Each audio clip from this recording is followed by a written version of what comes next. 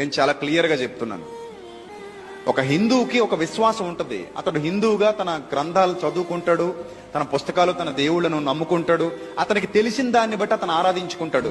అతని యొక్క దేవతలను గాని దేవుళ్ళని గాని దూషించే హక్కు నీకు లేదు. ఎందుకు లేదని చెప్తున్నానంటే, యేసుక్రీస్తును తిడుతుంటే నీకెంత బాధ కలుగుతుందో వాళ్ళ దేవుళ్ళని తిట్టిన వాళ్ళకి అంతే బాధ కలుగుతుంది. మీ అమ్మగారు నీకెంత గొప్ప, వాళ్ళ అమ్మగారు వాళ్ళకంత గొప్ప. సో అలాని వాళ్ళు మిమ్మల్ని తిట్టడానికి లేదు, మీరు వాళ్ళని తిట్టడానికి లేదు. అది సంస్కారహీనత. నువ్వు గౌరవించడం నేర్చుకో, నీ గురించి నువ్వు గొప్పగా చెప్పుకో, అంతే, అక్కడితో అయిపోయింది. పక్కోని తిడితే నువ్వు గొప్పడు అయిపోవు, పక్కోడిని అవమానపరిచి మాట్లాడితే నువ్వు గొప్పడు అయిపోవు. నీ గురించి నువ్వు చెప్పుకో గొప్పగా. నీ దగ్గర గొప్పతనం ఉంటే కనుక. నీ దగ్గర గొప్పతనం లేకపోతే మౌనంగా ఉండు.